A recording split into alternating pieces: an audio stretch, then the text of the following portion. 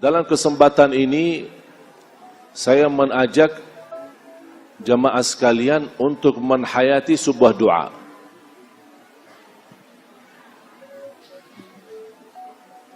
Tolong perhatian, yang mau nulis boleh,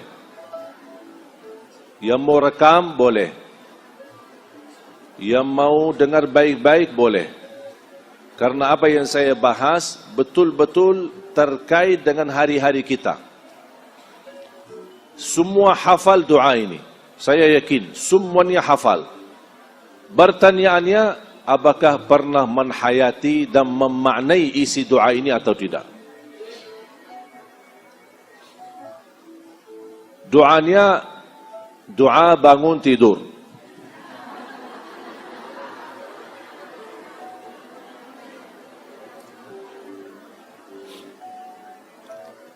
Hafal enggak? Coba, apa doa bangun tidur?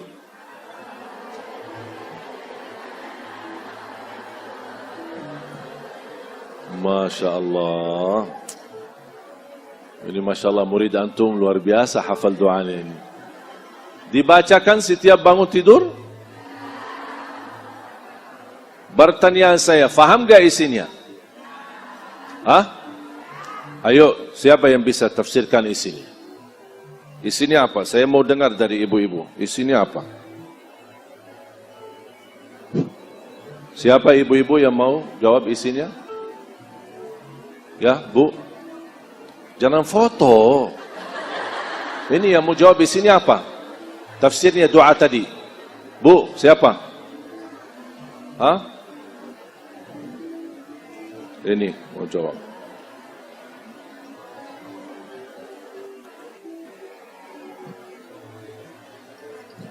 Artinya, aku bersyukur telah dihidupkan setelah dimatikan. Apa? Maaf, suara boleh lebih. Bersyukur setelah dihidupkan kembali setelah dimatikan. Hidupkan kembali setelah kematian. Iya. Terus? Dan apa lagi artinya? Wa ilaihin nusyur. Wa ilaihin nusyur. Dan kepada engkau lah tempat aku kembali. Luar biasa. Betul kan? Betul? Kok ragu-ragu ibu-ibu? Betul ya? Alhamdulillah yang telah menghidupkan sesudah matikan. Dan kita semua akan kembali. Faham gak makna daripada doa ini? Faham betul? Faham betul? Ada yang menarik enggak?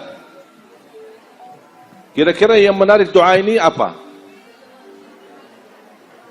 Setelah kematian dihidupkan.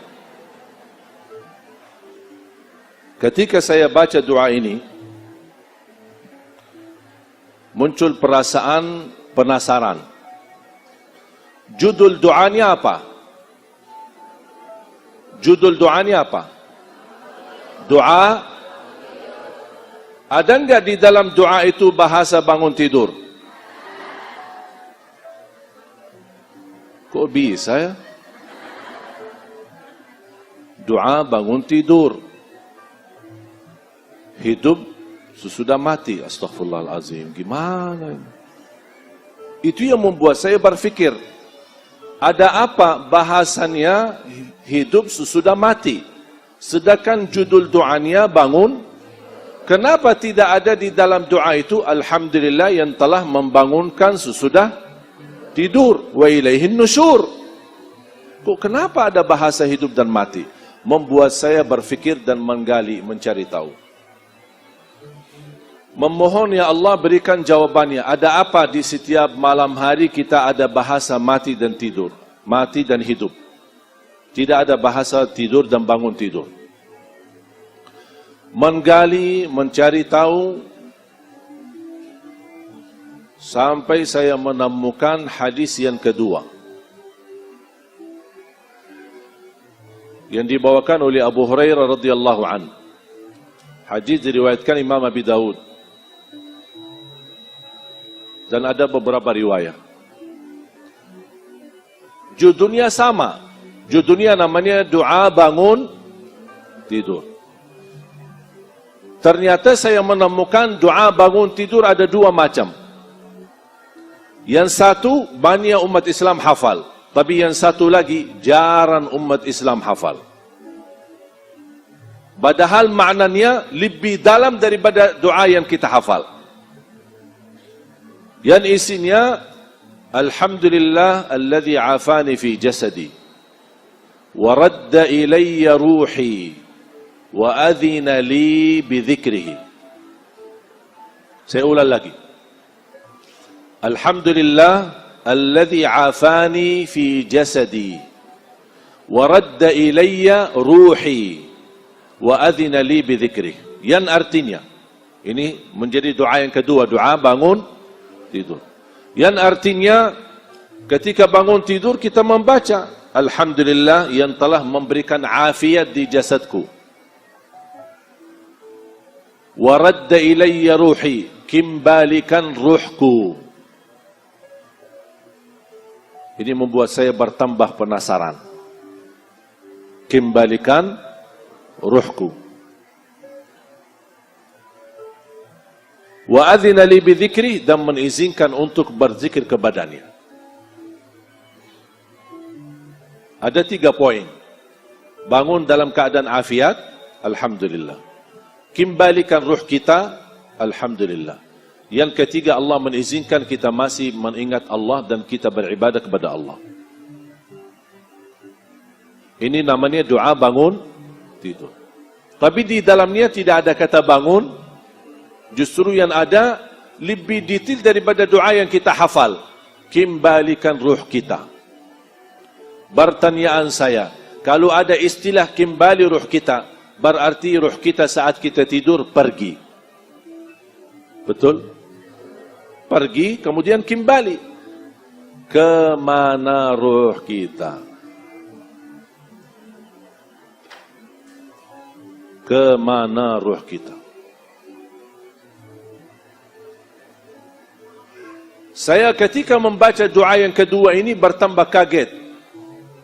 Karena yang pertama yang kita hafal semua, Alhamdulillahilladzi ahyana ba'da ma amatana wa ilaihin nusyur, ada kata mati dan hidup. Tapi ini lebih detail lagi, ada kata ruh, kembali, berarti ruh kita tidak ada saat kita tidur. Membuat saya penasaran, berfikir lagi, mencari tahu, menggali lagi, membaca sana, membaca sini, ingin mendapatkan jawaban, ada apa di saat kita tidur. Sampai saya menemukan doa, namanya doa tidur.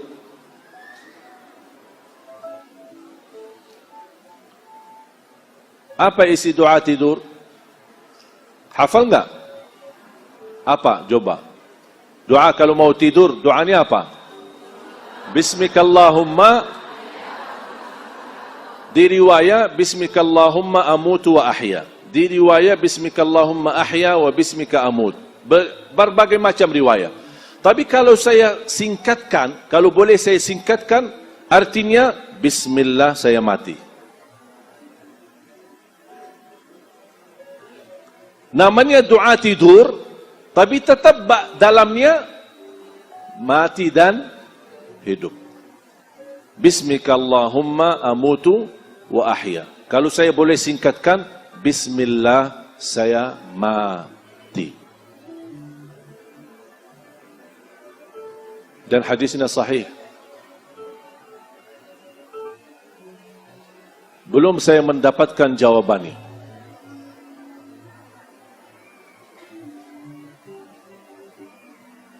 Menggali dan mencari tahu sampai saya menemukan doa yang kedua. Ternyata doa tidur ada 2 lagi. Ternyata doa mau tidur ada 2, doa bangun tidur ada 2. Doa bangun tidur yang dihafal umat Islam, Alhamdulillah alladzi ahyana ba'da ma amatana wa ilaihin nusyur. Yang kedua, banyak sekali tidak menghafal, bahkan tidak pernah mendengar, Alhamdulillah alladzi afani fi jasadi wa radda ilayya ruhi wa adhina li bidzikri. Doa tidur ada 2, tapi yang awal semua banyak hafal, Bismikallahumma amutu wa ahya. Tapi ada satu doa yang sangat indah, sangat dalam, bahkan sangat membuat kita harus muhasabah diri, tapi banyak yang tidak hafal. Bismika Rabbi wada'tu jambi wa bika arfa'hu fa in amsakta nafsi farhamha wa in arsaltaha fahfadhha bima tahfadh bihi ibadaka as-salihin. Hafal belum? Capek deh. Agak panjang ya. Bismika Rabbi.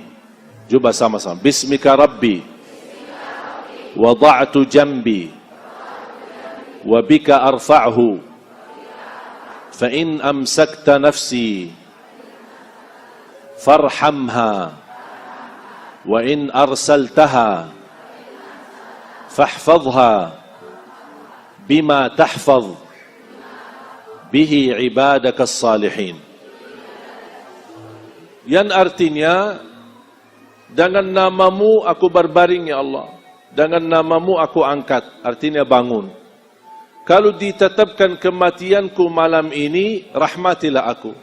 Kalau dilepaskan nyawaku masih punya umur, jagalah diriku sebagaimana terjaga dirinya hamba-hamba yang salih.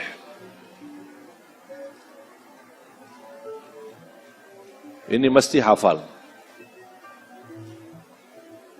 Jangan hanya bismikallahumma amutu, hafal ini. InsyaAllah kalau sering dibaca, walaupun dari buku, 1 minggu, paling lama 10 hari sudah hafal. Sudah hafal.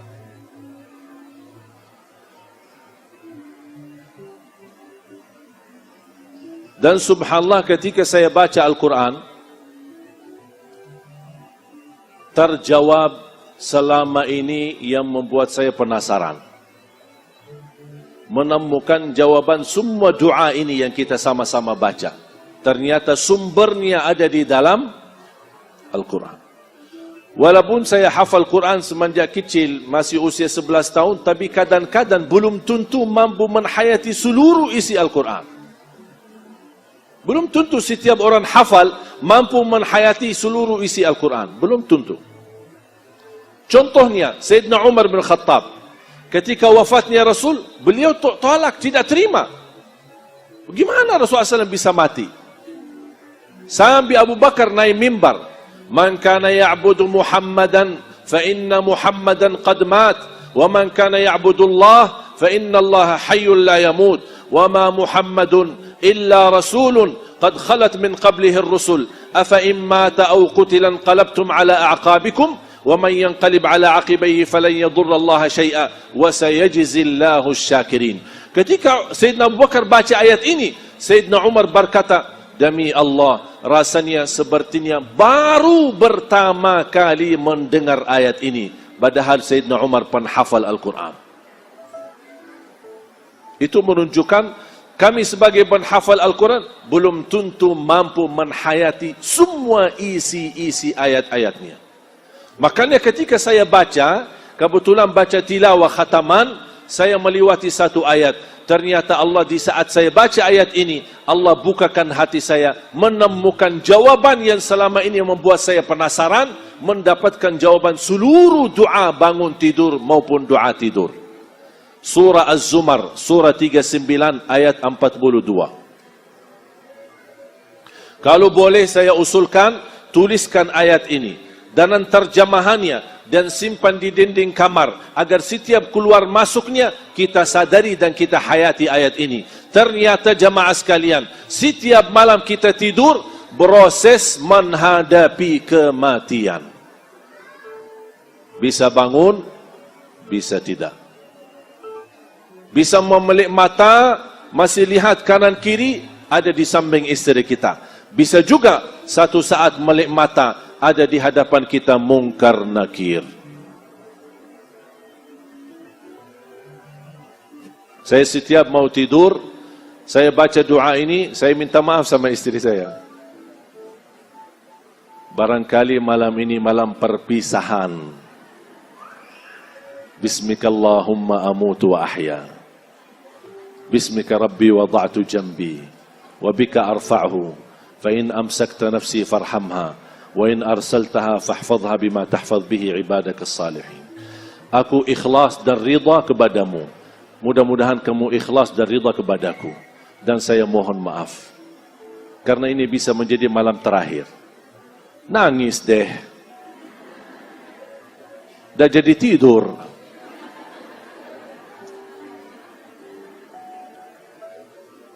Bahkan Barnab minta, bisa enggak tak usah dibahas itu setiap kita mau tidur? Ya. Tapi saya tetap bahas. Ya itu kan hal pasti dan sering terjadi. Kita harus berhati-hati dan kita mempersiapkan diri menghadapinya. Makanya Allah ingatkan, simpan ayatnya. Surah 39, surah Az-Zumar ayat 42. A'udzubillahi minasyaitonirrajim. Bismillahirrahmanirrahim. الله يتوفى الأنفس حين موتها والتي لم تمت في منامها فيمسك التي قضى عليها الموت ويرسل الأخرى إلى أجل مسمى إن في ذلك لآيات لقوم يتفكرون. Sadaqallahul Azim. Ada yang bisa bacain terjemahannya? Aku berlindung kepada Allah dari godaan syaitan yang terkutuk. Allah memegang nyawa seseorang pada saat kematiannya. Sebentar. Karena ini sudah saya close ya. Saya mau close ya. Jadi tolong hati-hati. Bu. Tolong diperhatikan. Karena ini penting sekali kita fahami. Agar kenapa kita harus fahami ayat ini? Agar doa tidur dan doa bangun tidur ketika kita baca, terbaca dari dalam hati. Terasa betul betapa bernikmat umur yang kita diberikan oleh Allah Subhanahu wa taala setiap hari. Coba. Jadi pelan-pelan Ibu, santai, relax, kita masih ada waktu panjang, juga masih ada giliran guru kita, Kiai Haji Arifin Ilham. Coba. Allah memegang nyawa seseorang pada saat kematiannya. 1. Allah memegang nyawa seorang ketika atau saat kematiannya. Berarti saat kita meninggal dunia yang memegang nyawa kita siapa? Allah. Kira-kira ada enggak yang kedua atau hal yang kedua atau penjelasan Allah memegang nyawa kita selain kita mati? Ada enggak? Ini jawabannya. Terus? Dan nyawa seseorang yang belum mati ketika dia tidur. Dan memegang nyawa seorang belum mati ketika tidur. Makanya ada salah satu athar, orang yang tidur dalam keadaan wudu, Allah memegang nyawanya dan ruhnya mampu bersujud di hadapan Allah. Karena dia tidur dalam keadaan berwudu. Ruhnya mampu bersujud di hadapan Allah. Ini bukan hadis ya, tapi athar. Terus? Maka dia tahan nyawa orang yang telah dia tetapkan. Sekarang, megang nyawa orang ketika mati, wafat, itu sudah tidak perlu dijelaskan. Tidak baki, maksudnya apa? Ini dah baki maksud. Kalau Allah berkata, Allah memegang nyawa seorang ketika mati, maksudnya apa? Dah baki maksud, sudah jelas. Kalau mati, Allah memegang nyawa kita. Yang perlu menjelaskan maksudnya, ini tahap yang kedua. Allah memegang nyawa seorang yang belum mati ketika tidur. Oh maaf ya Allah, maksudnya apa? Ini baru fantas kita berkata maksudnya apa? Allah jelaskan maksudnya. Terus lanjut. Yang telah dia tetapkan kematiannya dan dia lepaskan nyawa yang lain sampai waktu yang ditentukan. Di saat ditentukan. tidur ada yang dimegang nyawanya, tapi Allah takdirkan ditetapkan kematiannya, makanya ruhnya tidak dikembalikan. Makanya ketika kita bangunin salat subuh, inna lillah wa inna ilaihi, dia tidak berkesempatan lagi berkata alhamdulillah alladzi ahyana ba'dama amatana wa ilaihin nusyur. Karena nyawanya di saat tidur yang dimegang oleh Allah, Allah tetapkan kematiannya, tidak dikembalikan. Tapi ada lagi, terus? Sungguh pada yang demikian itu. Maaf. Mundur sedikit. Dia tetapkan kematiannya dan dia lepaskan nyawa yang lain sampai waktu yang ditentukan. Ada yang dilepaskan karena sedang dimegang oleh Allah, tapi ada yang dilepaskan nyawanya sampai ke waktu yang ditentukan oleh Allah. Yang lebih menarik jemaah sekalian, di ujung ayat ini Allah tidak berfirman, inna fi dzalika laayatin liqaumin yattaqun, inna fi dzalika laayatin liqaumin yu'minun, inna fi dzalika laayatin liqaumin ya'lamun. Tidak dan bukan. Allah tidak berkata, ini tanda kebesaran tanda kebesaran Allah bagi orang yang bertakwa. Bukan. Ini tanda kebesaran Allah bagi orang yang beriman. Bukan.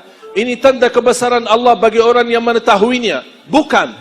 Tapi yang menarik dan sesuai dan cocok pas terpilih kata inna fi dzalika laayatin liqaumin yatafakkarun, yang artinya sungguh pada yang demikian itu terdapat tanda-tanda kebesaran Allah bagi kaum yang berfikir. Berarti jamaah sekalian, setiap malam kita tidur dimegang niyawahnya oleh Allah. Bisa terjadi dipertahankan niyawahnya, bisa terjadi dilepaskan niyawahnya ke waktu yang ditentukan. Peristiwa ini terjadi setiap malam. Itu tanda kebesaran Allah bagi kaum yang berfikir. Allah mengajak kita berfikir. Hati-hati, setiap malam kamu menghadapi proses kematian. Bisa menjadi malam terakhir, bisa masih punya umur lagi. Kalau kita hayati dan maknai ayat ini, makanya kita baca yang doa menjadi salah satu doa tidur. Sama dengan makna ayat ini, Bismika Rabbi, dengan namamu ya Allah aku berbaring, dengan namamu ya Allah aku mengangkat atau bangun. Ya Allah, kalau ditetapkan kematianku malam ini, rahmatilah. Karena Allah berfirman, kalau ada nyawa yang ditahankan nyawanya, ada yang dilepaskan. Kalau ya Allah saya terpilih malam ini, dipertahankan nyawanya, rahmatilah. Kita semua membutuhkan rahmat. Kenapa terpilih kata rahmatilah? Karena kita saat menghadapi kematian, saat kita menghadapi sakratul maut, saat memasuki kuburan sendiri di tempat yang gelap, saat menghadapi mungkar nakir dipertanyakan, kita semua proses ini sangat membutuhkan rahmat dari Allah. Makanya terpilih kata farhamha. Wa in arsaltaha fahfadha. Kalau ya Allah kami masih diberikan umur dan dikembalikan ruh kami, ya Allah jagalah diri kami sebagaimana dijaga atau terjaga hamba-hamba yang salih. Paham? Makanya ketika bangun tidur, saya punya kebiasaan begitu bangun tidur, buka mata, lihat ke kanan, oh istri saya. Alhamdulillah, Alhamdulillah, Alhamdulillah. Saya baca 3 kali. Baru saya berkata, Alhamdulillah, alladhi ahyana ba'dama amatana wa ilayhin nusyur. Alhamdulillah, alladhi afani fi jasadi wa adhina li bidhikrihi wa radda ilayya ruhi. Baru saya baca, sebagaimana riwayat Abdullah bin Abbas di Sahih Bukhari, inna fi khalqis samawati wal ard واختلاف الليل والنهار لآيات لأولي الألباب الذين يذكرون الله قياما وقعودا وعلى جنوبهم ويتفكرون في خلق السماوات والأرض ربنا ما خلقت هذا باطلا سبحانك فقنا عذاب النار ربنا إنك من تدخل النار فقد أخزيته وما للظالمين من أنصار ربنا إننا سمعنا مناديا ينادي للإيمان أن آمنوا بربكم فآمنا ربنا فاغفر لنا ذنوبنا وكفر عنا سيئاتنا وتوفنا مع الأبرار ربنا وآتنا ما وعدتنا على رسلك ولا تخزنا يوم القيامة إنك لا تخلف الميعاد فاستجاب لهم ربهم أني لا أضيع عمل عامل منكم من ذكر أو أنثى بعضكم من بعض فالذين هاجروا وأخرجوا من ديارهم وأوذوا في سبيلي